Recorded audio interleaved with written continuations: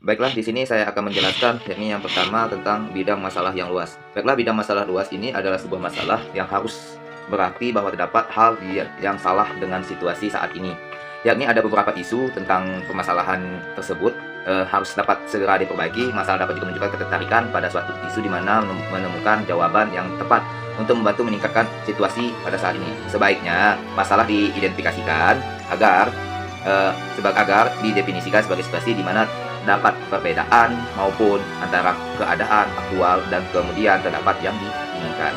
Nah, akan tetapi pengumpulan masalah tersebut harus kita simpulkan, yakni tentang topik yang akan diselesaikan maupun topik yang akan kita pecahkan dari permasalahan tersebut. Terus setelah kita menyelesaikan masalah, maka kita harus mengumpulkan informasi, yakni informasi di awal, pengumpulan awal. Oke, pengumpulan di awal ini yakni tentang pengumpulan data, bagaimana data tersebut dapat diwawancara tidak sebagai struktural. Nah,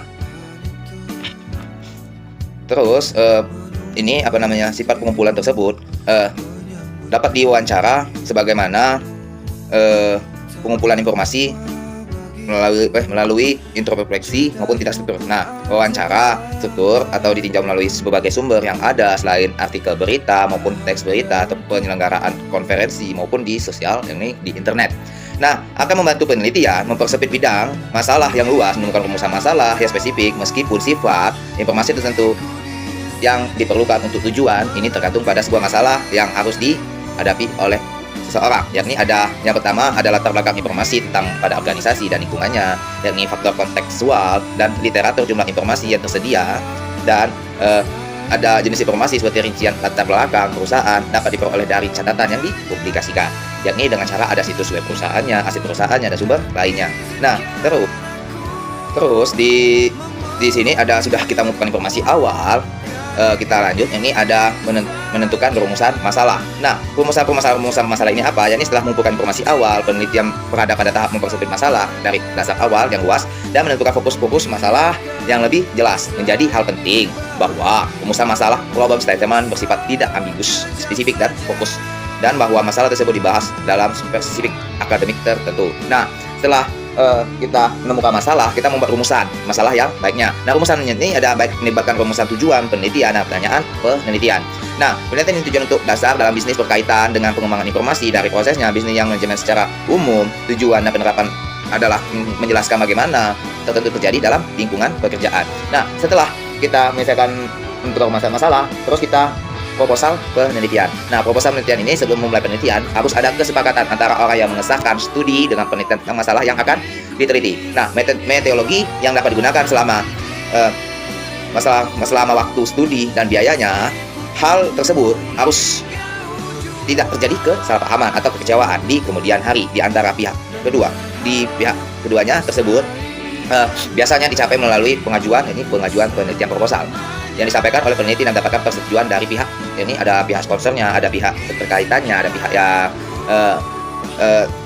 keterkaitan, ini ada surat izinnya. Ini ada beberapa. Kita pertama tentang ini bagaimana cara penyusunan proposal. Nah, yakni ada judul proposal, ini ada pertama tuh harus ada judul. Nah, judul itu gunanya untuk apa yang akan kita bahas. Nah, setelah judul terus kita melakukan latar belakang. Nah, latar belakang ini tentang tujuan untuk kita angkat permasalahan tersebut. Nah, ada rumusan masalah. Rumusan masalah itu ada tujuannya, ada ya pertanyaan apa aja yang akan kita teliti, dan ada cakupan studinya, relevansinya studi. Nah, desain penelitiannya. Desain ini ada tentang rincian-rincian seperti pengumpulan data, ada seperti analisis apa yang harus kita angkat untuk desain analisis tersebut. Nah, kerangka waktu studi termasuk informasi mengenai kapan laporan tertulis akan diserahkan pada pihak.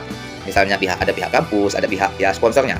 Nah, setelah itu kita ada implementasi manajerial. Nah, implementasi manajerial yakni manajer terkadang terlihat gejala dalam situasi problematik dan memperlakukannya seolah-olah sebagai masalah sebenarnya, dan merasa ada kekecewaan ketika solusi mereka tidak berhasil memahami urutan penyebab masalah, konsekuensinya, dan mengumpulkan informasi yang relevan maupun ada menunjukkan masalah yang bagaimana memahami masalah tersebut, input dari manajer maupun penelitian untuk mengidentifikasi bidang masalah yang luas. Nah, selanjutnya ini ada isu etika dalam tahapan awal investigasi.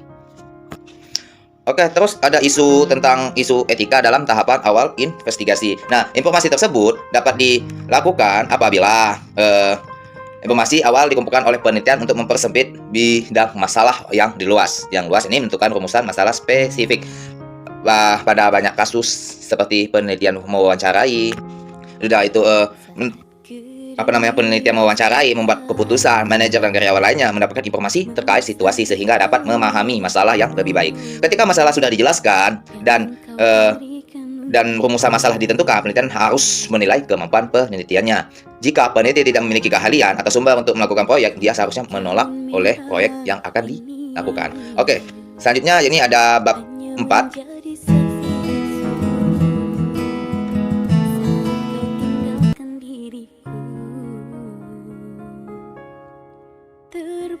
Baiklah, di sini saya akan menjelaskan bab 4, yakni dengan judul tujuan literatur krisis. Nah, yang pertama itu tahapan topik pembahasan yang pertama, tujuan literatur krisis. Nah, tujuan literatur krisis ini ada sebuah dokumen yang berisi informasi maupun ide maupun data dan bukti tertulis dari sudut pandang tertentu untuk memenuhi tujuan tertentu atau mengekspresikan pandangan tertentu dengan sifat dari topik bagaimana itu harus diselidiki dan evaluasi yang efektif dari dokumen-dokumen dalam kaitan dengan tujuan yang diusulkan. Nah, tujuan itu yakni ada beberapa bahan publikasi non publikasi yang tersedia sebagai topik yang akan diselidiki dan juga memperoleh akses ke hal tersebut berkualitas tentang literatur review terdapat pada sumber data yang akan dilakukan. Nah, data-data tersebut tersedia harus diseleksi terlebih dahulu dengan hati-hati. Buku akademik dari jurnal merupakan sumber yang berguna secara umum, tetapi sumber lain seperti jurnal laporan bahkan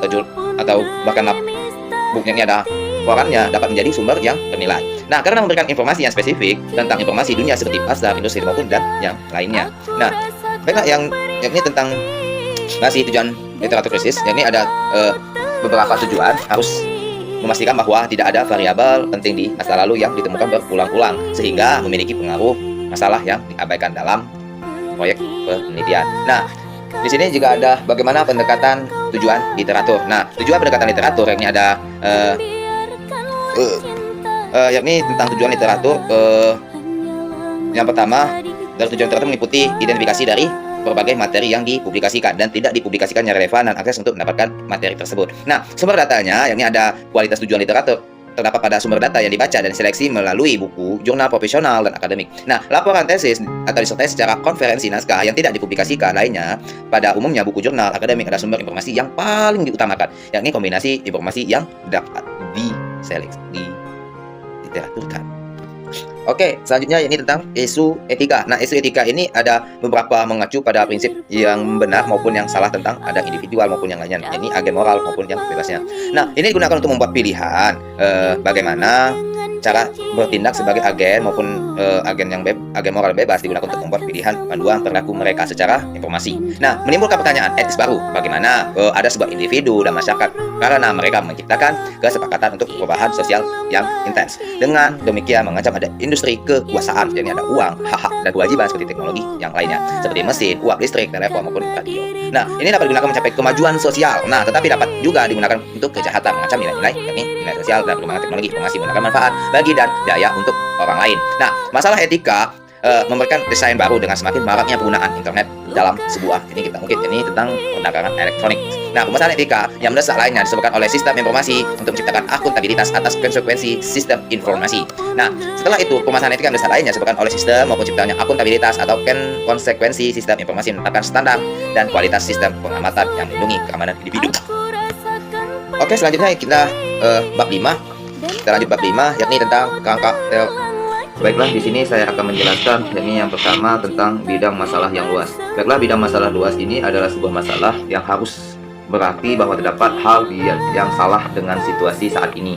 Yakni ada beberapa isu tentang permasalahan tersebut harus dapat segera diperbaiki. Masalah dapat juga menunjukkan ketertarikan pada suatu isu di mana menemukan jawaban yang tepat untuk membantu meningkatkan situasi pada saat ini. Sebaiknya masalah diidentifikasikan agar didefinisikan sebagai situasi di mana dapat perbedaan maupun antara keadaan aktual dan kemudian terdapat yang diinginkan.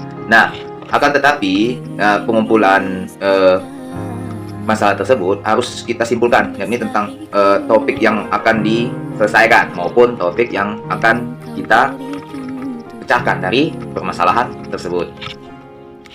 Terus setelah kita menyelesaikan masalah, maka kita harus mengumpulkan informasi, yakni informasi di awal, pengumpulan awal.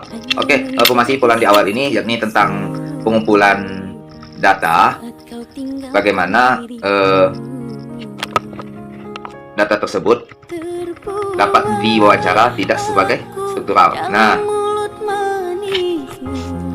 terus ini sifat pengumpulan tersebut dapat diwawancara sebagaimana pengumpulan informasi melalui introspeksi maupun tidak struktur. Nah, wawancara struktur atau ditinjau melalui berbagai sumber yang ada selain artikel berita maupun teks berita atau penyelenggaraan konferensi maupun di sosial, ini di internet.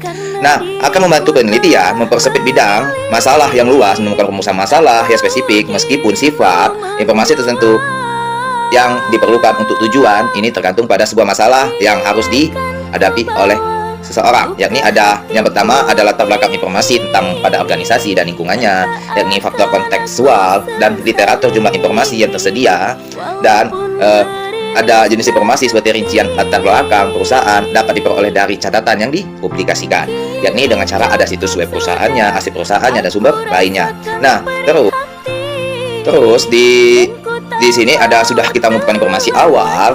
Kita lanjut, ini ada menentukan rumusan masalah. Nah, rumusan masalah ini apa? Yakni setelah mengumpulkan informasi awal, penelitian berada pada tahap mempersempit masalah dari dasar awal yang luas dan menentukan fokus masalah yang lebih jelas. Menjadi hal penting bahwa rumusan masalah problem statement bersifat tidak ambigus, spesifik dan fokus, dan bahwa masalah tersebut dibahas dalam spesifik akademik tertentu. Nah, setelah kita menemukan masalah, kita membuat rumusan masalah yang baiknya. Nah, rumusannya ini ada baik melibatkan rumusan tujuan penelitian, pertanyaan penelitian.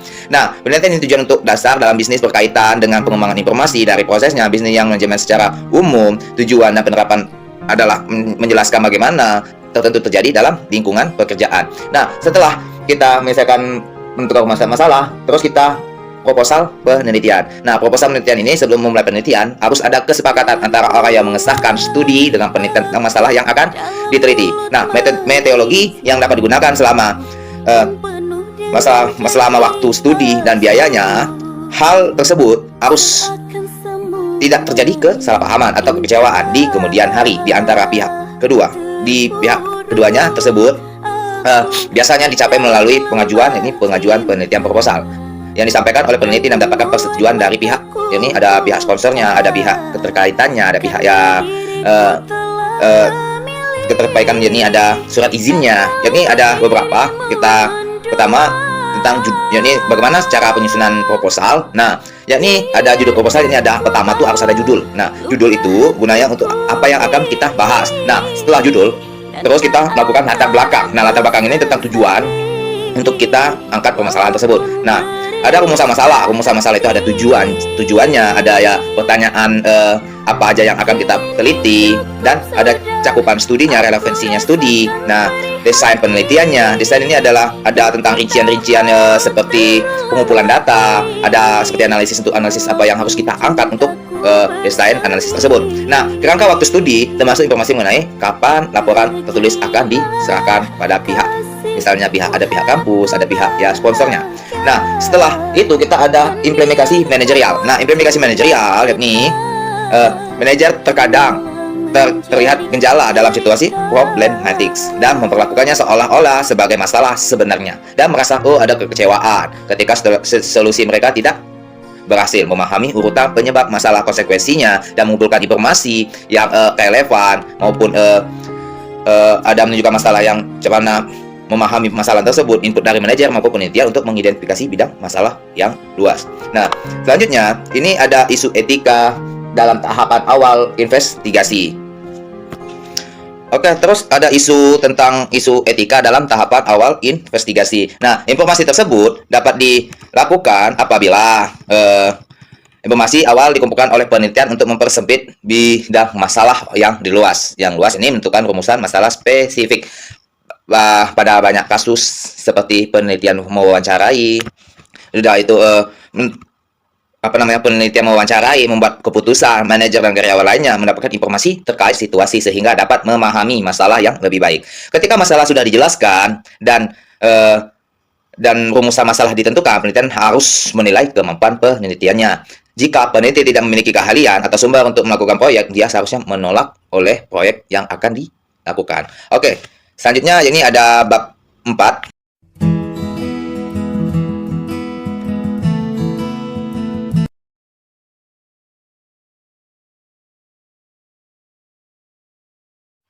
Baiklah, di sini saya akan melanjutkan yakni tentang kerangka teoritis dan penyusunan hipotesis. Nah, baiklah, di sini saya akan membahas ini tentang topik pertama tentang kebutuhan akan kerangka hipotesis. Nah, kebutuhan kerangka hipotesis yakni menunjukkan keyakinan bagaimana fenomena tertentu, variabel maupun konsep saling berkaitan satu sama lain. Nah, model dan penjelasan tentang mengapa Anda yakin bahwa variabel tersebut saling berkaitan satu sama lain, baik model, teori, mengalir secara logis dan catatan penelitian. Nah, sebelumnya dapat disebut proses pembuatan kerangka teoris, termasuk yakni yang pertama, memperkenalkan definisi dari konsep atau variabel dalam model Anda. Dua, mengembangkan model konseptual yang memberikan resepsi deskriptif dan teori Anda. Nah, yang ketiga, ada menyatakan teori memberikan penjelasan untuk hubungan antara variabel dalam model Anda. Nah, yang kedua, ini ada bentuk variabel. Nah, bentuk variabel ini merupakan membedakan atau mengubah nilai. Nilai dapat berbeda-beda, berbagai bentuk, waktu maupun objek yang sama. Pada waktu yang sama untuk objek atau yang berbeda, adapun jenis variabel. Yakni ada pertama variabel terikat, dan yang kedua, hanya variabel terikat menjadikan perhatian utama peneliti. Nah, yang kedua, yakni ada variabel bebas, yakni variabel yang mempengaruhi variabel yang terikat. Nah, baik secara positif maupun negatif. Nah, yang ketiga ada variabel moderator. Nah, variabel moderator mempunyai pengaruh ketergantungan yang kuat pada hubungan variabel berkaitan dengan variabel jadi variabel bebas. Nah, yakni ada selanjutnya ada kerangka teoris.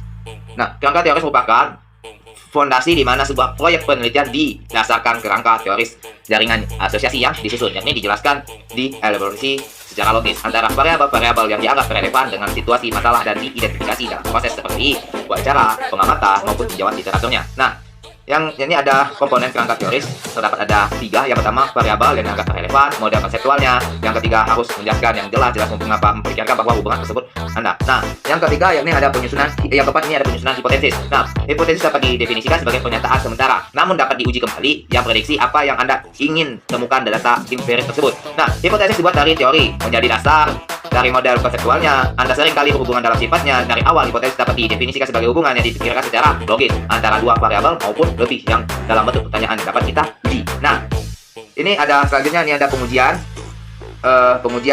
hipotesis dengan penelitian kualitatif analisis kasus negatif. Nah, hipotesis juga dapat diuji dengan data kuantitatifnya, sejauh mana kita melihat bagaimana melakukan tinjauan karakter, rumuskan kerangka teoris, dan menyusun hipotesis.